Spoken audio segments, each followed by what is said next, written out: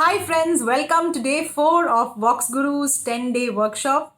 Today we are going to take up a very popular question from so many of you, that is how to identify the notes of a song.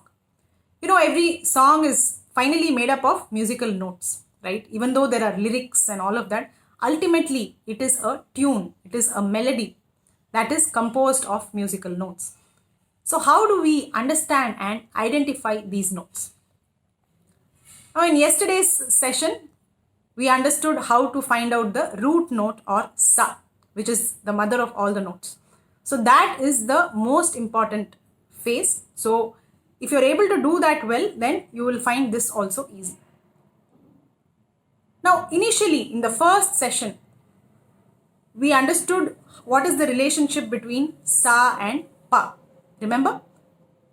So if you have a sa, then the pa would be pa. So we understood what's the kind of interval between the two notes. Similarly, sa has a relationship with every other note.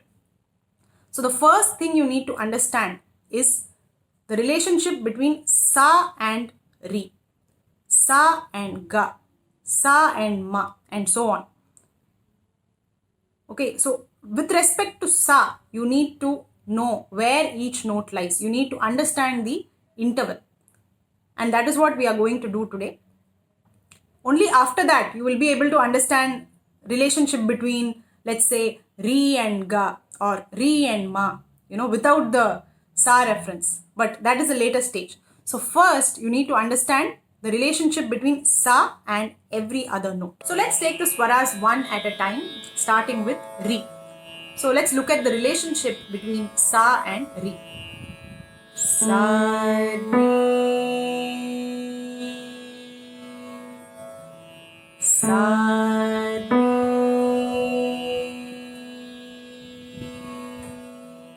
So try holding on to that ri and parallelly listening to the tanpura, listening to the root note also.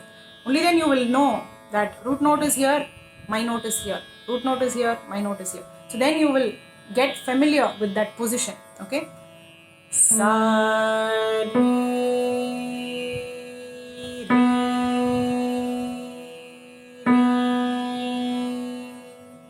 sa, ri. Now let's move to ga.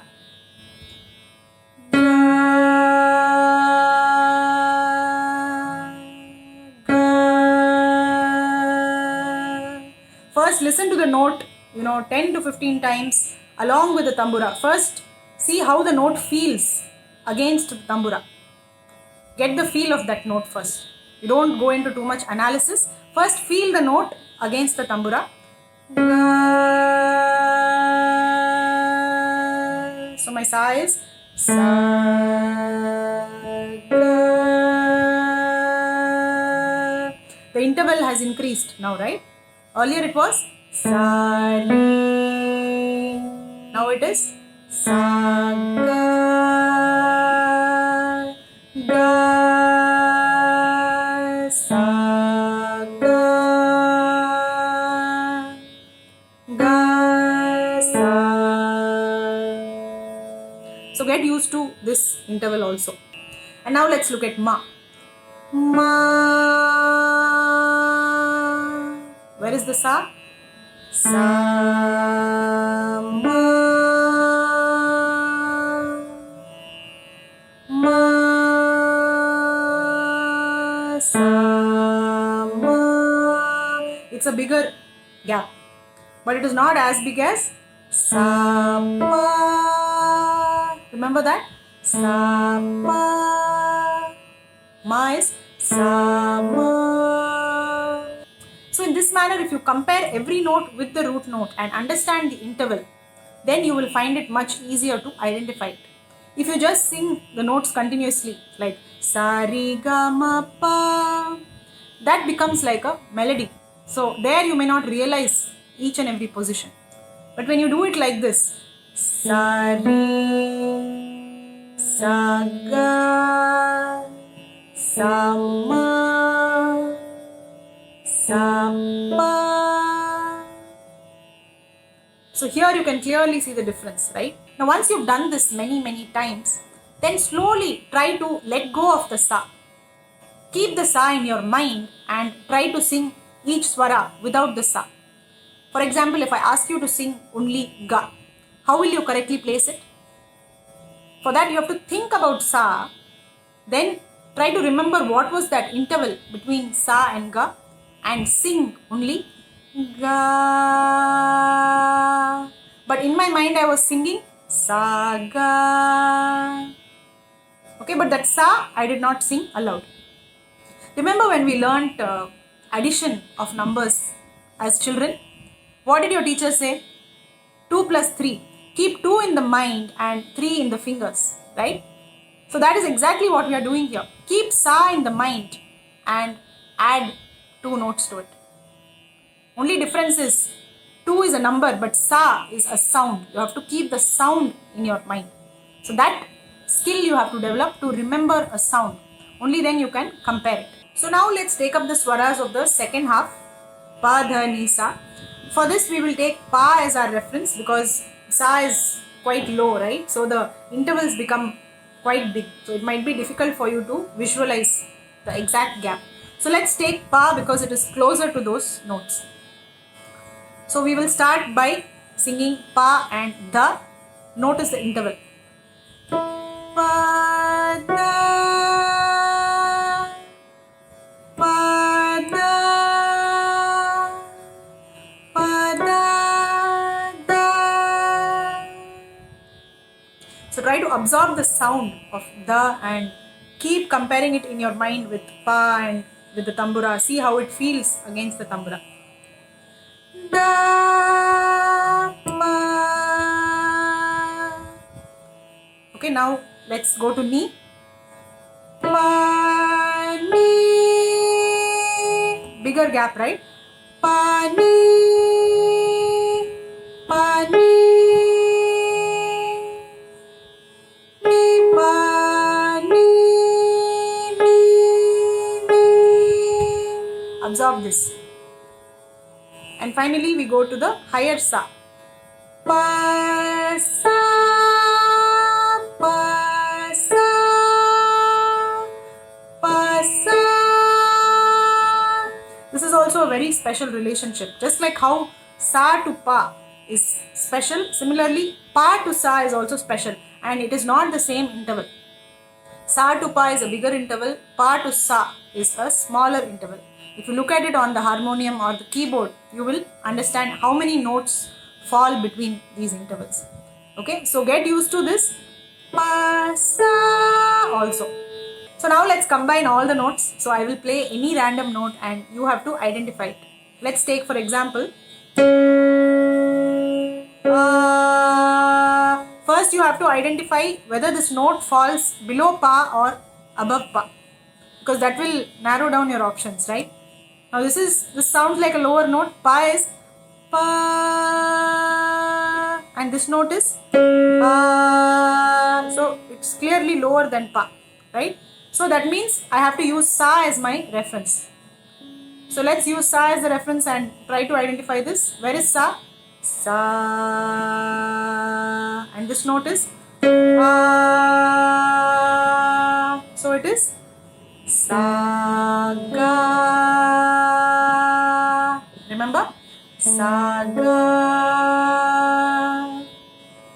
I'll give you one more note now. Is this higher than pa or lower? Pa is pa. So where is this? Pa. This is higher than pa. Okay? So now find out which note it is. It sounds like pa, da, da. Right? So in this manner, whichever note you hear, first roughly find out where it lies and then decide which reference note you want to use to identify it. So those were single notes. Now let's take a longer tune. Twinkle, twinkle, little star. Now how do you find out the swaras of this? Whenever you have a longer line, always break it down into smaller words or syllables. Okay, so let's take the first word. Twinkle. What's the note? Ah.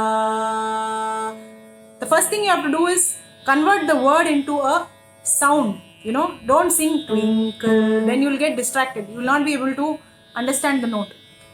Convert that into ah. Sing it in the form of ah or humming or something. Then only you will hear it as a sound and you can compare it with the tanpura. Okay, so ah. What is this note?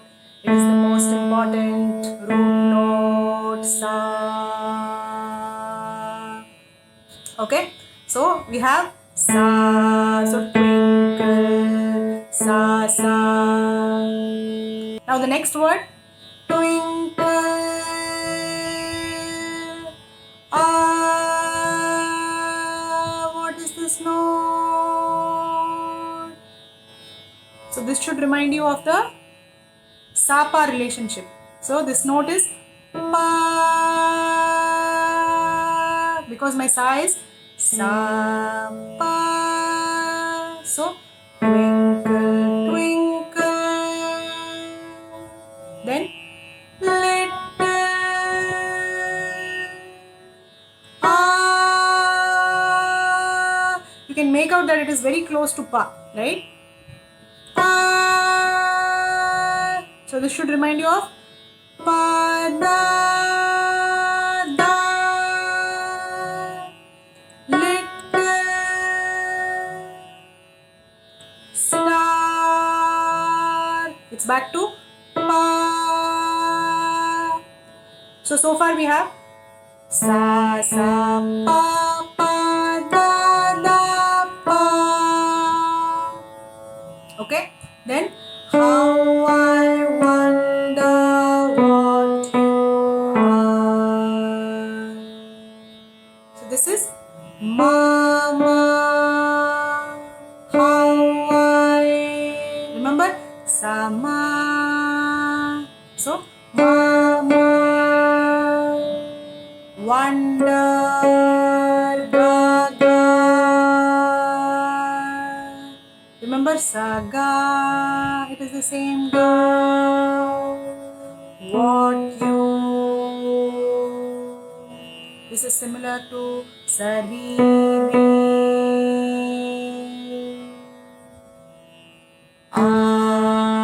Sa. So mama ga ga ri ri sa. So that's how we break down a song into syllables and try to map it to the intervals which we have stored in our mind.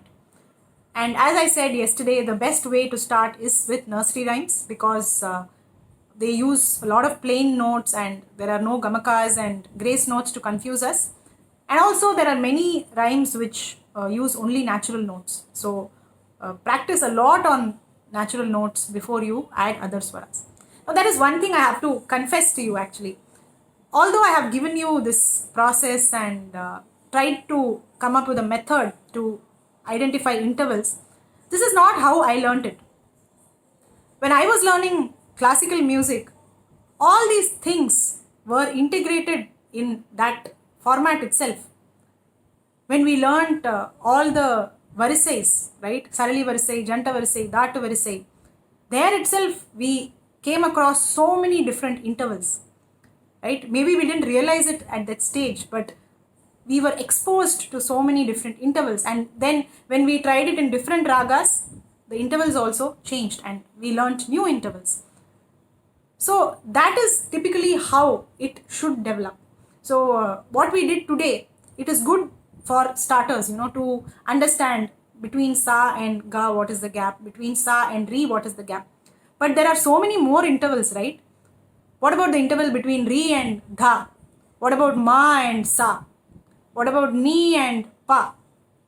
We have not covered that, and it is humanly impossible to cover every single interval like this, and it will get very mechanical and very boring also if you do it like that.